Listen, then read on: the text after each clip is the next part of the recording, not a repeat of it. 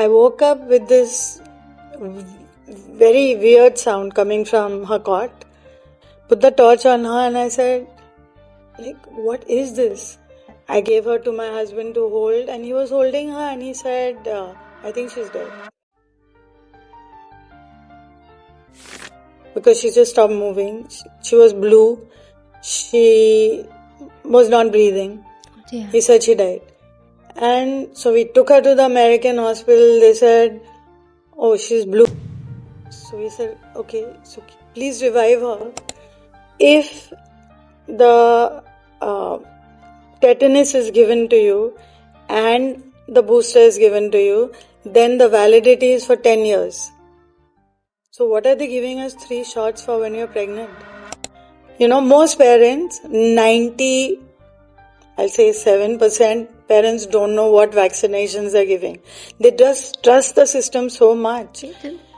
People just practicing what they are told by the system to practice, and the system is in any country in the world. Very early on, this is SMEI. That is what he wrote on the paper, on the prescription. I said, what does this stand for? He said, you don't need to know. I said, no, she's my child. I need to know. She's had over almost around 2,000 seizures. Maybe a little less, but that's how many she's had, in these many years. And it continues. It's never stopped. But when she was a baby and the seizures were just coming on, I used to just hold her and say, it's okay if you want to go, Go where? I went back to her. I said, listen, I can't find one. So she said, then you start one. My advice would be, just enjoy what you're dealt with. Just enjoy them. And please don't be ashamed. No. Please don't be ashamed.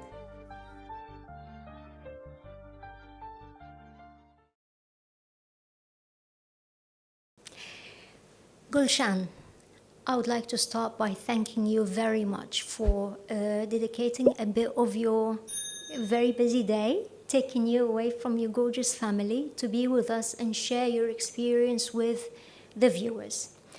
And the experience today is going to be shared with all the parents that have, I have to say it, that have special children, because they are special in every way. Unfortunately, before today, they were not called special. They were having weird terminology, but today we call them special. We call them, at times, people of determination.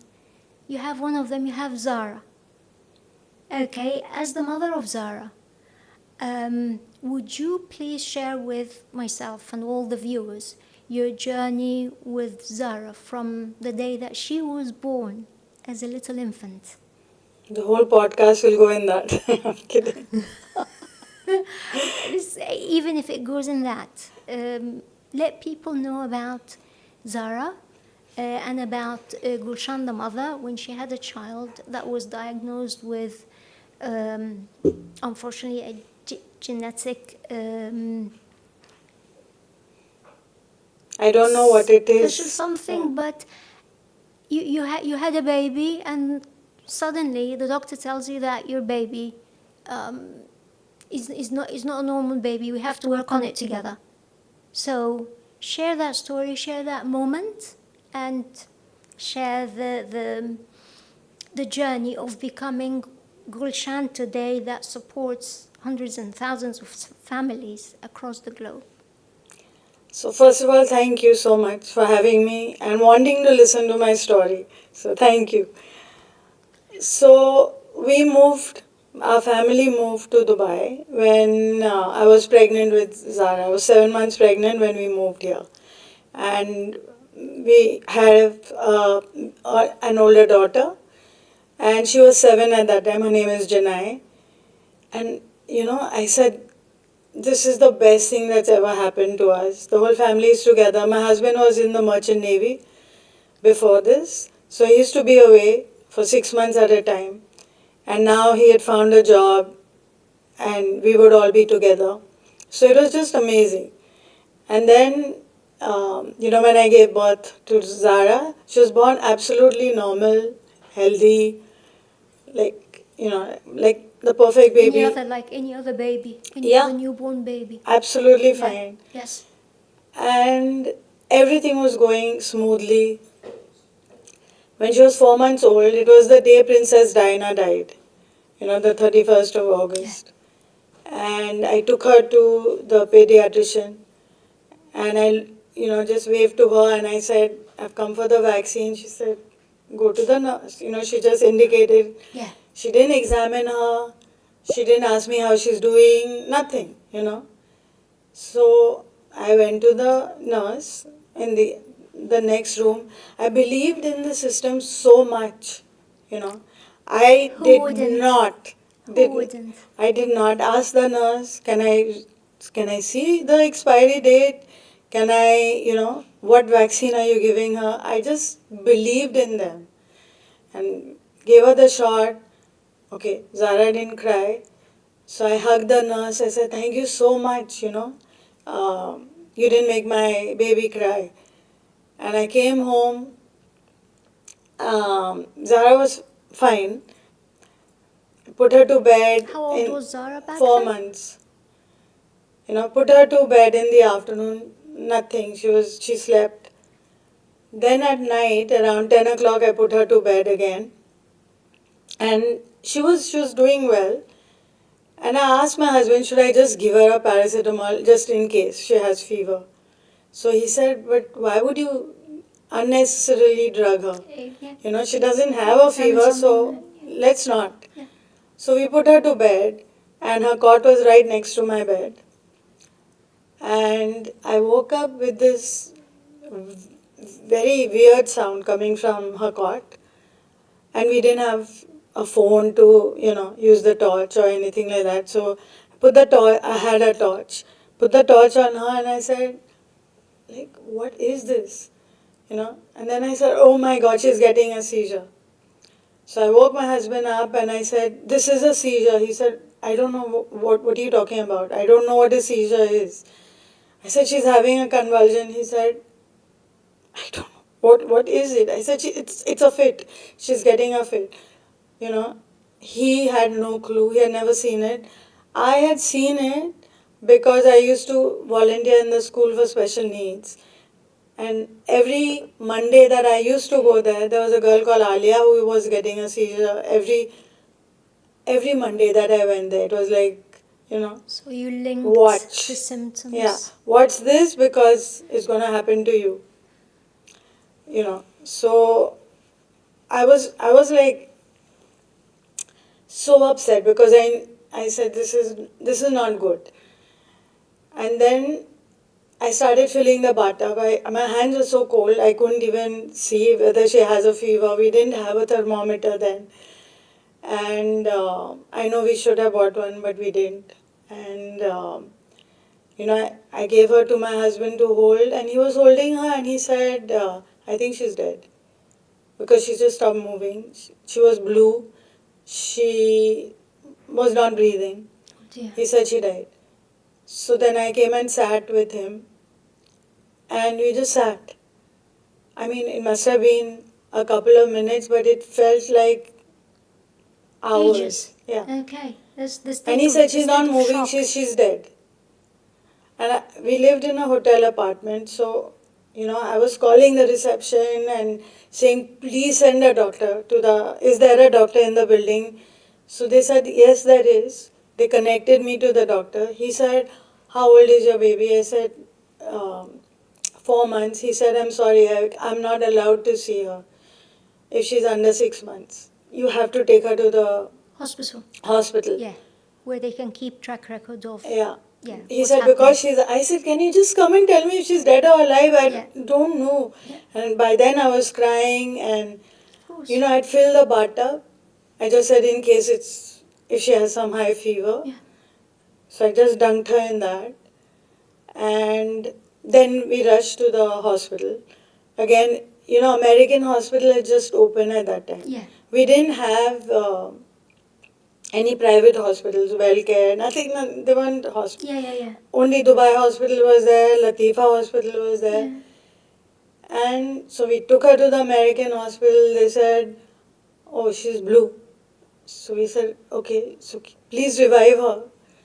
And they did, oxygen was pumped. And then Cool. I said, this is an adverse reaction to a vaccine.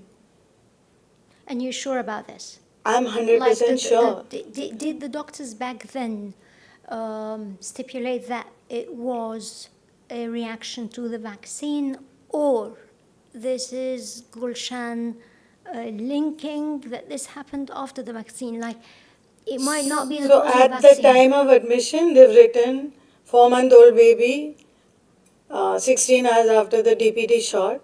Okay. And they told me, oh, don't worry about it, this happens.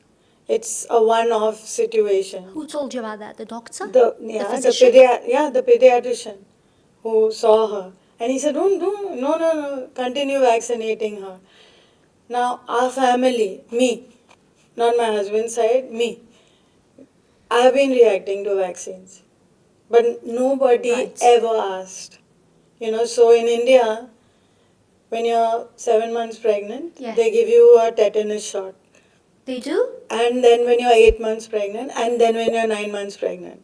So 7th, 8th, and 9th, they give you 3 tetanus shots. Is this happening until today? Yes. My daughter just was forced, and she said, there's no way on earth I'm doing it. She just had a baby.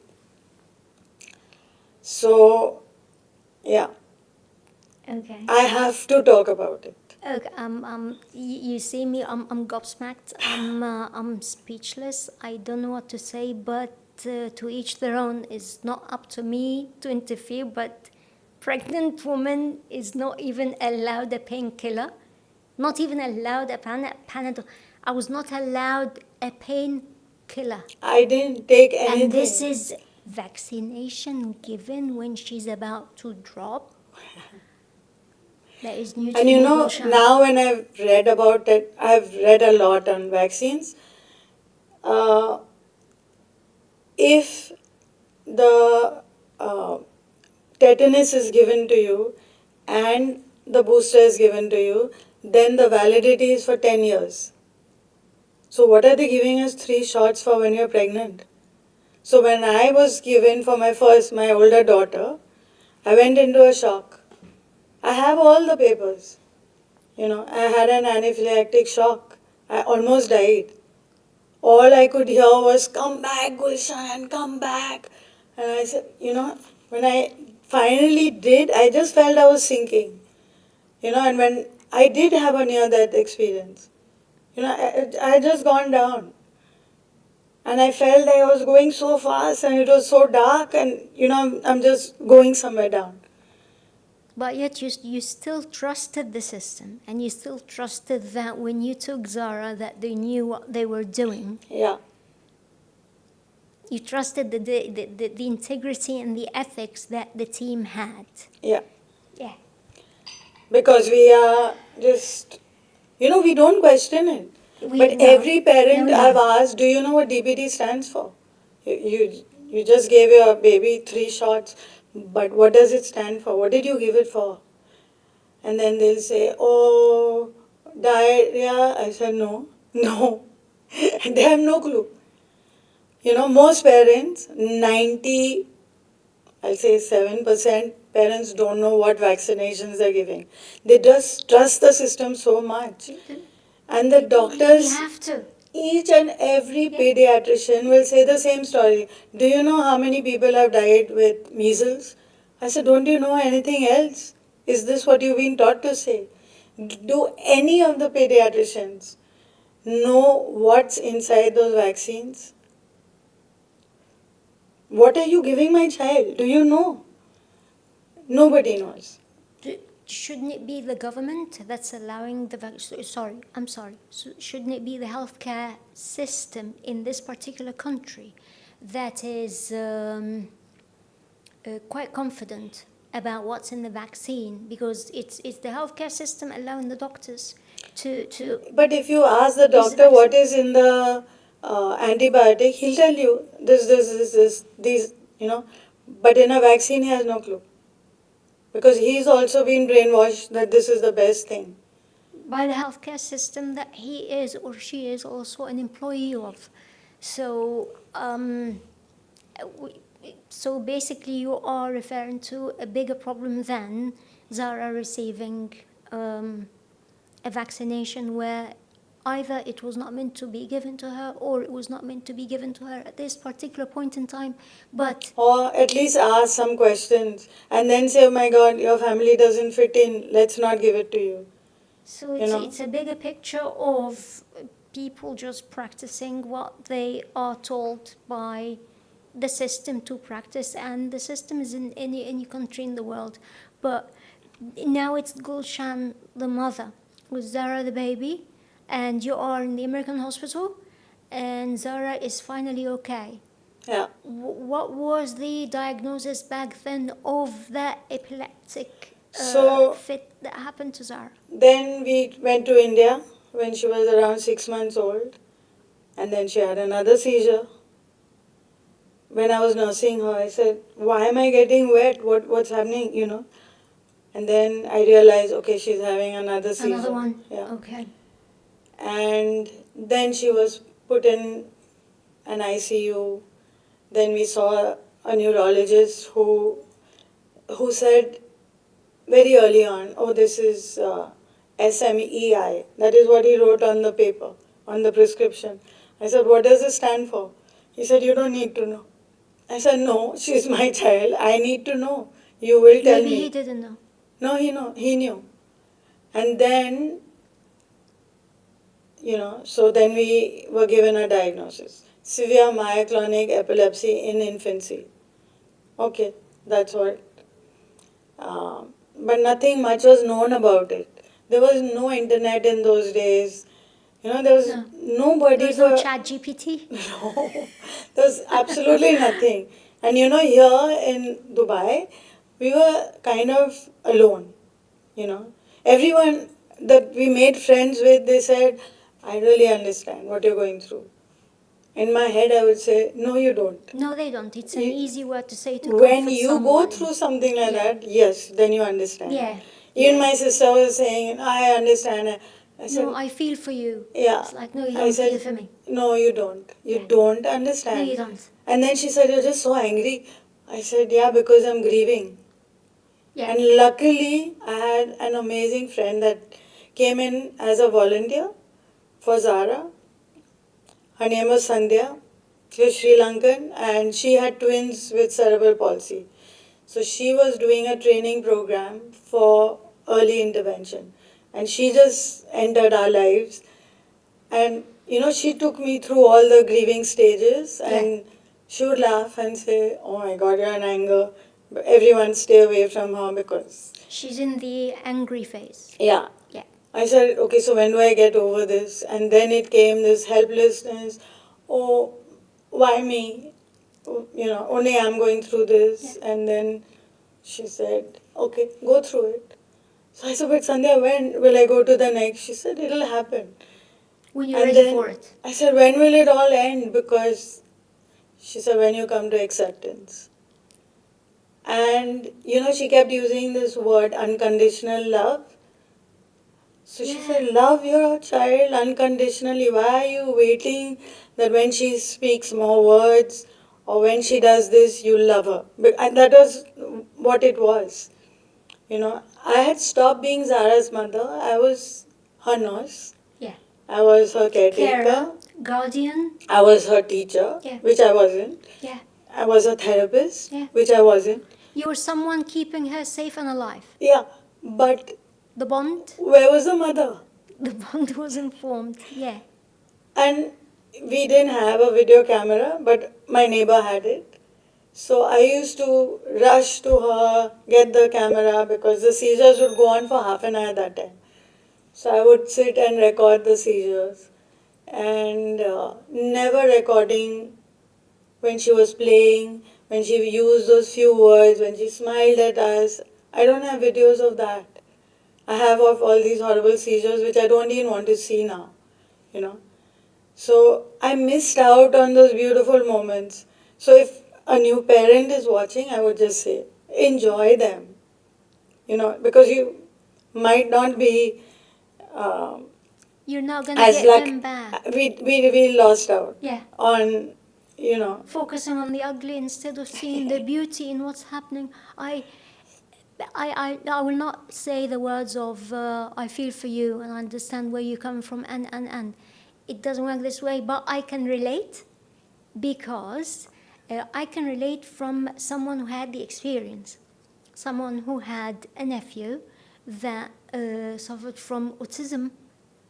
Okay, and I could see how my brother and my sister-in-law, my brother's wife, um, what they went through with the boy from when he was little until he got to the age of 17. And then, I can relate to the phases that you've been through because they have been through and I witnessed it. hmm. And I go to Egypt, I go to Cairo, my country, and I see this boy growing up before my eyes, growing up alone, isolated from all the other boys, all the other kids. Why? Because he's not like them, he's different. They don't know how to deal with him. So my sister-in-law with the boy, they had to keep him in isolation just because the community was not ready for him. I don't know if the community is ready for more like him today. I don't know if the community is ready for Zara today. Totally.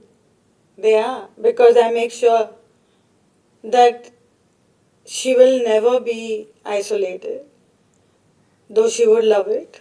So when you go into a Wherever restaurant we or go, a we take coffee her with shop, us. Yeah, or when she's young and does Zara look different from other kids? no, she's not a kid anymore. She's 28. No, when she was little, No, she didn't look a different. beautiful baby.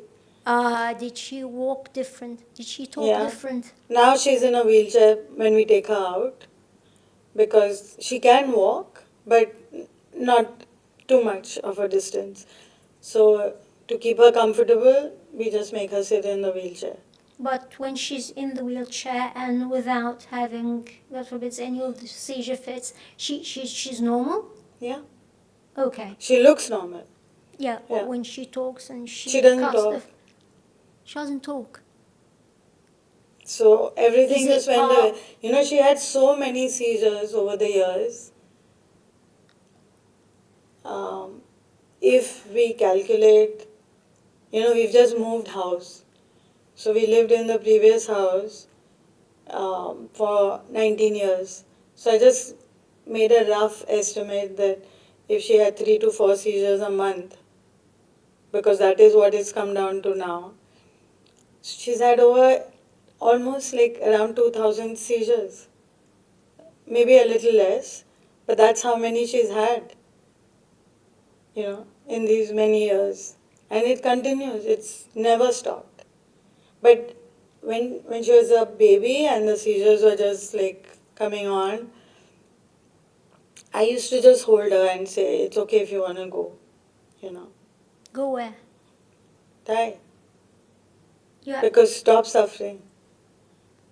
You, And, you wanted her to stop the from pain. feeling the pain. Like you loved her to the extent that you were telling her that if she It's, feels that going is gonna stop the pain, you're. Do you know what, Gulshan? I didn't expect to say this to you, but I am jealous of your strength. was it strength or I was saying it out of weakness? I have no idea.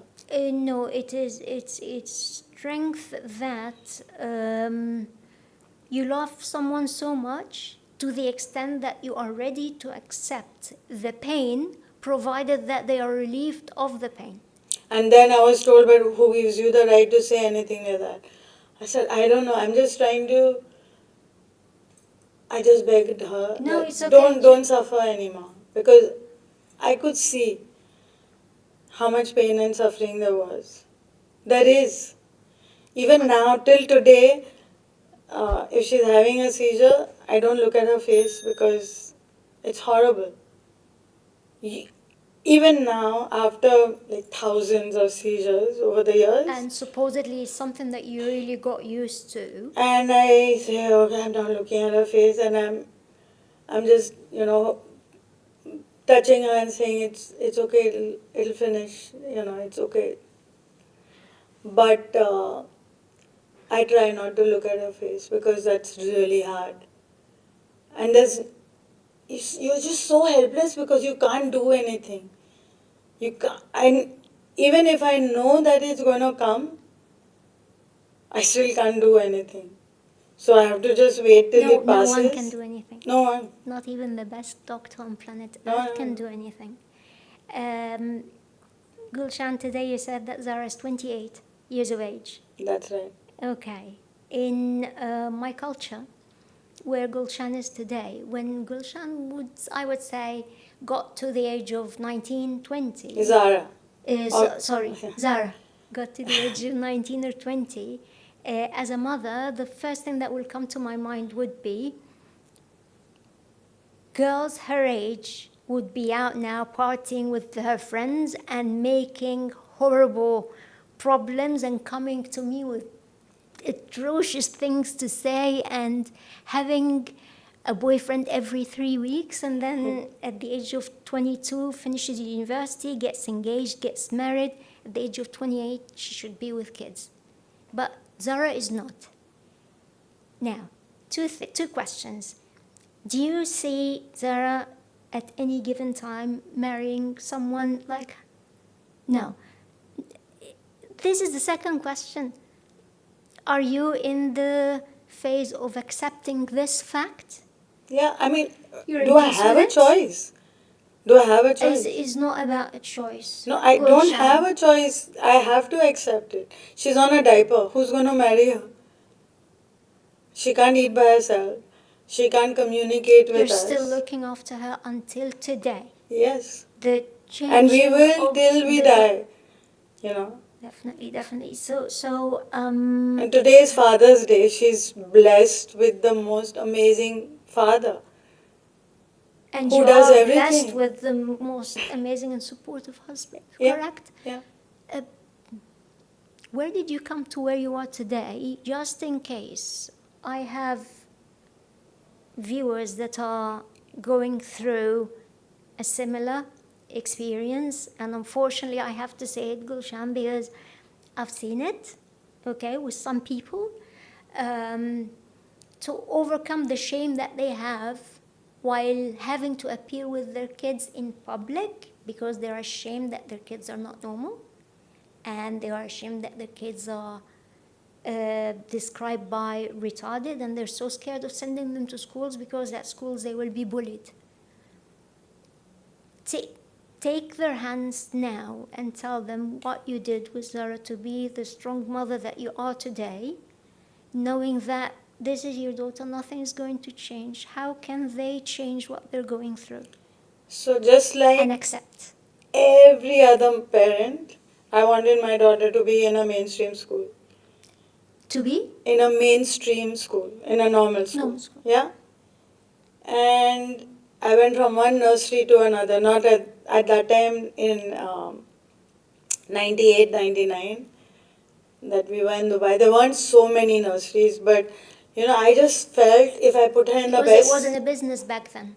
Yeah. Nursery was not a lucrative business back then. So but I it just is felt today. if I can put her in one of the best nurseries, she will just progress. So I went around, everybody rejected. They said, no, there's no way we're taking her on. One nursery did take her, Little Star, and I told them that she's photosensitive, so she couldn't stand any light. Yes. So Yeah. she would have a seizure if she was exposed to Indeed. light. So then I'm an artist. So I made, things for the window. I can see that. I can see that. And we covered it. The other parents did not mind. I requested them that, Zara, this is the situation. So can we have and they allowed it. And yeah, she didn't have friends because whatever. She was not invited to birthday parties. And I used to continue being a volunteer in the school for special needs. And then it just struck me, listen, your daughter needs therapy. She doesn't need to do academics and learn ABCD because you're not even learning that. What she needs is speech therapy. She needs occupational therapy. She needs Motor physiotherapy. skills. Yeah. The basic So motor give her the skills. therapies, and the therapies can only be given in a special needs school. Yes. So I got some sense, and I put her there. So you And accepted the fact that she's got to go to a yeah, special and school. she has special needs. Let her be in a school for special needs. Now I used to pick her up from her bed, not let her sleep, and rush to the school because I had to be on time. And then she would have a seizure every day that I would take her. Every day. Yeah. Then I would take her to the class, and they would say, okay, seizure, let's put her down, let her lie down. So she would sleep, and by then it was time to come home. So then when she turned 13, I said, what am I doing to her? For who am I sending her to school? This is not working. So I stopped sending her, and I started doing the therapies at home. And we had the most amazing therapist. His name is Saif Bijliwala, who was coming to our house. And That was back in India or here in here, Dubai? here in Here in Dubai. Dubai. Okay. And he just worked and worked and worked with her. And whatever we have Zara today, if she's walking, if she's climbing up steps independently, Yes. whatever little that she can do is only thanks to him. Because for us, she just stopped doing everything. And the doctor told us that she'll regress to a point where she'll almost be in a coma. She'll be bedridden and she won't do anything. And we believed him. And when she was around 7, her blood samples were sent to Japan, and it came back that she's positive for Dravet syndrome, Dravet. But her name was not on the list. It was my husband's name. It was written male. But we didn't even question it at that time. We were just like, okay, we've got a name to her, what she has. Then, when she was around 12 to 15, I am not sure, I think 15, there was a pediatric neurologist in Dubai who we went to see. And he said it doesn't even look like Dravet syndrome. So he said, do you mind repeating her test? So he sent these tests to India, and it came back, it's negative, she doesn't have it.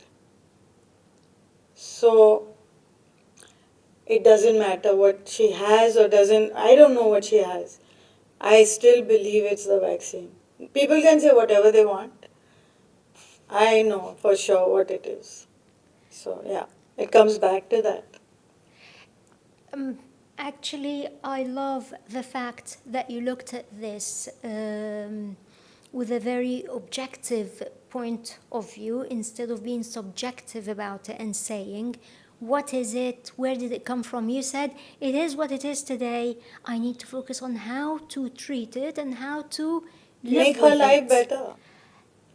Where you had a very, very long, bumpy way, bumpy road, the Silk Road, okay, until you got to where you are today, being Gulshan that not just helps Gulshan, Zara, and Zara's dad. You're Gulshan that helps hundreds and hundreds of families that are going through a similar experience. I'd like to know, how did you start the road of being the help to others, not just to yourself? And what do you do? It was in the school for special needs that I met one of these teachers, and she said, listen, I see you week after week, you're coming to the school for, I used to go as a volunteer. And she said, I can see you're going down emotionally. So, can you join a support group? I said, what is that? I don't even know what it is. So in those days, we didn't have any way to find out. We had this one book called the Connector book, And then we had the yellow pages, which was like a Yeah. telephone directory. Yes. I went through everything. I said, support groups, couldn't find anything. Then I said, I went back to her. I said, listen, I can't find one. So she said, then you start one. What was her name? I can't remember. I think it was Denise. She was Canadian. Okay, do you want to say thank you to her? Because I'm quite confident so many people watching us now want to say thanks to her because she's the one who told you. And, Can't find one, and she start said, just one. start one. And I said, but how? So I knew a few parents from the Center for Special Needs. Yes. Then, Sandhya, who was part of my, taking me through these stages, I told her I want to start a support group for epilepsy only. And she said, why? Why would you do that? Why can't you just start for everybody? So then she introduced me to a psychologist. She said, the two Work of you can together. speak and Yes. let's do it together. Her name is Aisha. So we sat together in my living room. And after 28 years, I'm back in that same building. We moved back there. Yeah. And we sat with 6 families and we just spoke. And it felt, oh my God, I've known these people forever. Because we are on the same journey. And finally, someone who could understand what I was going through and all the pain that, comes with. Someone who can genuinely Yeah. say, I understand and I feel for you. And someone who had a Same sense of boat. humor and didn't feel guilty for enjoying life. I Guilty loved all that, that I was spending time with all these families who were on a similar journey. And then we started SFS, which is a support group for families and children and adults with disabilities. And, Aisha being the psychologist, and, she said, let's get therapists to come and talk to the parents. Yeah. And so whenever we did that, nobody came. So whenever I said, let's have a party, everyone came. I said, they don't want that. We finished with that. Everyone wants to have fun, you know. So I said, okay, you know what? We're just gonna have fun. And we didn't have we weren't registered. We didn't have any money. So I said, we'll have a picnic. And it started in December, so we had the good months. And we said, where can we go for free? So at that time, the parks were free. And, I would just tell everyone, bring a dish only for your family. If you're a family of 4, bring a dish for yourself and that For family. 4, yeah? For 4. For 4. You don't have to bring for 50 people. Yeah. And it wasn't a very large group when we just started. Yeah. But it just started, people just hearing about it and coming. I would meet people in the supermarket and tell them about it. I said, this is what we are doing. If you want to join, it's for free. Please come. And in those days, it's still the landlines were free. So we Yes. didn't have a mobile. So I would call them, they would talk to me for like half an hour. Everyone wanted to share their story. You wanted to I said, take it come to off the their picnic. chest. Yeah. Yeah. Come to the picnic. We're Yeah. going to sit there. And I said, don't worry if your child is having a meltdown, let them have. If they're screaming and yelling, it doesn't matter. Let You them are in do a it. group where nobody cares. Yeah. So just have fun. Yeah. And that's what we did. And then, of course, the support group just grew. And then I get a call from Bahrain, and this lady, Fadia, she calls me and she says, listen, I've heard so much about you. I'm coming to Dubai to see how you do it. Yeah. And can you help us start? Can you come to Bahrain? I Bahrain. said, I'm not coming to Bahrain. When you complete 5 years, I'll come. But I'll tell you how to do it. In those days, we didn't have Zoom and all, we had Skype. Yeah. So I Skyped them and I told them this is what we do. It's nothing. It's not rocket science. Just everyone bring one dish. Come and just sit. It doesn't have to be structured and make them play games and make them just let the parents be. They just want to unwind. Of course. And not be judged by anybody. And when you all the moms used to be like this. They were like so embarrassed and oh my, Hiding, ashamed, yeah, embarrassed. yeah. And I would say nobody cares. Nobody cares. You hold your back straight. You know, the siblings were having so much fun. Yeah. Even my older daughter, she was part of the support group. They would see her feeding her sister and being there. Okay, they would also do it. Some of the dads, we're from the subcontinent. It's men believe it's not their duty to feed the child and to Of do course, things. I've got the same culture in my So, country. but I when I go to an event, I have lots of parents coming to me and they want to talk to me and I don't, I can't be there for Zara, you know. I can't be feeding her because I'm so distracted. I'm giving her, and then someone will come. We really want to talk to you. And then my husband says, just go. And he does it. Not because he has to, because he wants to. Yeah. And he's the father as well. Silently, he does all this. All the other dads have started doing it as well, you know. And the moms are saying this is heaven, So yeah, it's a you know. miracle. It's a blessing from God. Yeah. Yeah. So they watch and they say, okay, if he can do it, then even we can. And the dynamics are all changing in the group. And, if you empower the mother, the whole family gets empowered, you know. She stands up for her child and she says, do not, you know, stare, do not make fun. I will not tolerate it. They've seen me do it. I am aggressive, and my husband will roll his eyes and he'll say again, yeah, but I'm not doing it for Zara. It doesn't matter to Zara. If people are staring at her, it doesn't matter to her. I She do doesn't it. I comprehend do what's it happening. for the mom who will not speak up. I'm just feeding her, right, in a restaurant, and everybody stops eating and they're just staring. Some are pointing and laughing. I will not accept it. So I have even stood up in a restaurant and said, "Excuse me, there's nothing to see here. It's not a show. It's only a mother who's feeding a child who can't eat by herself. So please carry on eating your own meal and enjoying it and let us enjoy it." And that's what I do. So I just believe that I have to. I make sure that when I enter, if there's no ramp, I tell them, I loved your restaurant, I love the food, but it's not accessible. Yeah. So they said, but we can lift her up. I said, yes, you can lift Zara because she But you're doesn't weigh not too much. prepared. You're But not ready. but why can't I used to teach adults with disabilities. Yeah. So why can't my student Sharan, but his wheelchair weighs 100 kilos.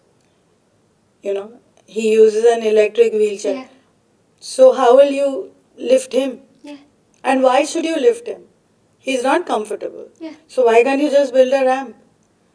So then I tell them, I call Sharan also and I tell him, Sharan, there's no ramp here. He makes sure that there is. He calls up RTA. We are so blessed and privileged in this country that even as expats, we are given the same benefits. Yes. I can call RTA and just tell them, this is not, Yes. it's done. They take it seriously. They Yeah. take it that they are taking the steps to prepare the community so Exactly. that people with determination live amongst us, live like us, without feeling that they are a burden or they're different, and without us feeling that we have to treat them differently. It's like, I'm walking on feet, you can't, maybe because you just had an accident. Okay, and you just need to be in the wheelchair for a while, because I'm not going to stand and investigate why this person's in a Yeah. wheelchair. But the other part is, which unfortunately is still here until today is where, when I say the community, I say that everyone in one city or one big country, that they need to be educated um, about the fact that people with determination are like us. They are just not as fast in certain skills. Some skills they don't have at all. However, so many jobs today in so many companies, they are actually taking people with determination, giving them jobs, Yeah. and the those employees, they are getting married from normal human beings, ladies or gents, and they are getting normal kids and they're living normal life, and they are becoming more normal by the day, just What because is they normal? But integrated. what is this normal word? You know, if you actually spend some time with adults with disabilities, you see the world is so beautiful. It's really a beautiful world. And instead of us forcing them to come into our world, which is full of hate and, mean things and judgment, we should go into their world because their world is beautiful. I spend a lot of time with adults with disabilities, and I wouldn't trade it for anything. I mean, they'll just say it on your face what they're feeling. I love that, that they can say it to me, and it's such a beautiful world. They will not hide behind anything, they'll say it. That is very true. But if I want them to work in big corporations and big companies, they cannot speak what they think because this is becoming professional, and this is where some of them, when I said the word normal, is they understand how to start being politically correct, like But you how you can't, would I mean, think. someone with autism, that's one of his Yeah, traits. He's not going to change. And why are we forcing them to be like us? It's who said that is the right way. um, they need to they need to work and get a job and make money. Yeah, so they are. They work with other human beings from They different are. nationalities. So if you work in a company that provides service and you get clients coming in that are paying the company money, they are practically paying your salary. You can't go and tell them what you feel or how you feel, because I can't educate people at the door before walking in, but I can tell my employee that customer is always right. Who determines that? The voice of customer. This is the Six Sigma, whether I like it or not. Voice of the customer is the most important thing. They pay the money.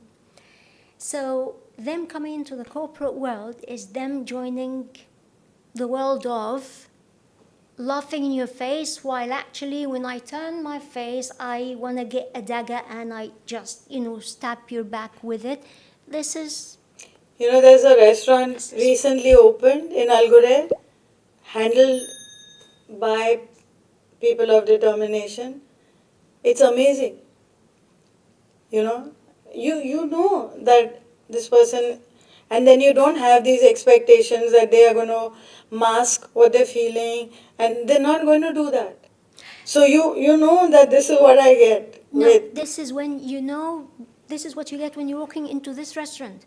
But when you're walking into a company, I would say, for example, it's an example only. No, if we can accept, RSMBD. if we just have to accept them the way they are, not expect them to change for us. We don't have to do that. That is what is happening in the UAE. They are being given jobs for who they are, not And that's having exactly. expectations for the community. Oh, you have to be like this. No. No. But this is exactly where about maybe 25 minutes ago is when I said the community need to be educated so that when they go and they get jobs, they don't have to suffer every day because we need to flip them to be like us. No, this is what they are. This is what they're doing. They're doing a great job. That's what we So, need from like it. the people who are deaf, nobody talks to them. But why? Why can't you just learn to sign? Sign language should be taught in every school. It should be a mandatory language. Yeah. You know, learn. Everybody Yeah. should learn. It takes 7 minutes to learn the alphabet. Yeah. 7 minutes Yeah. of your time. Go on. I learned on YouTube. Yeah. Go on YouTube. My student at that time was speaking in ASL. Yeah. I mean, in communicating in ASL. I said, okay, that's what I need to learn, and I learned. Because it was important. And why? Because he told me, can you stop? You know, I was trying to get him a cochlear implant, I was trying to get him digital hearing aids. He said, stop, I don't want all this. Yeah. You come into my world Yes. and you learn to You sign. learn to He said, speak to me. I'm not comfortable with these hearing aids. Gadgets. Yeah. I don't want all this. You come into my world. Yeah. And as soon as I did, it just changed, And now I have taught like thousands and thousands and thousands of people. The whole COVID time, I was teaching school kids. It's so easy. And I just urge everybody in the world should learn it. There are 400 different types of sign languages. Learn whatever is in your country, just learn it. Instead of being on Instagram and Facebook and Yeah. on Twitter every day and Yeah. wasting your time, just learn something useful. And you can become deaf at any time. This is very true. When I had surgery, I couldn't speak when I just came out. So I was signing to my daughter, and she can sign as well. So she understood what I said. Yeah. And it helped. Indeed. Indeed. So it's really a requirement. And everyone, corporates should learn sign language. I want to take your permission that under this video that is currently on YouTube and will be, or is actually at the moment released with Reels on Instagram, I'd like to put the link that connects to your page or to your DM, direct DM, so that the viewers that would like to ask you important questions about them, their kids, their families, can come to you directly without having to come to me and ask about how do I get to Gulshan. I'm going to open this to everyone with a link that they will come to you because you shared a lot with myself, with everyone today, and I'm quite confident that you have a lot to offer. But And I'm the only one who's doing the podcast with adults because nobody's asking them, what do you want? What do you want for the future? We just presume, okay, we have to send them to a job. But is that what they want? But this is exactly where Who are you going to live with after your parents are no more? Nobody's asking them. The parents, Gulshan, should be the ones learning about these things, and this is where I encourage everyone watching this video with similar circumstances and going through this journey to come to you with their questions. And on behalf of myself, the entire team in the studio, and everyone who's honoring us with watching this video with us to learn and to know, would like to thank you very, very much for sharing it all with us, with the bad before the good, without being ashamed of the times, the bad times, or the times that you're still going through it, because I would like to think that every parent will become a Gulshan at one point in time. Thank you. That will make the world much better for everyone. It's the people of determination that make the world a better place. If we put them as leaders in every country, the world would be so much at peace and there would just be love. I swear. That's what we need. That's why parents need to come to Gulshan, because they need to learn from you how to do it. They're not, these kids are not trials and errors. Let's try what we can try with them. They need to do it from someone who's been through it. My advice would be just enjoy what you're dealt with. Just enjoy them. And please don't be ashamed. No. Please don't be ashamed. Thank you very, very much. Thank you. Much appreciated, Gulshan.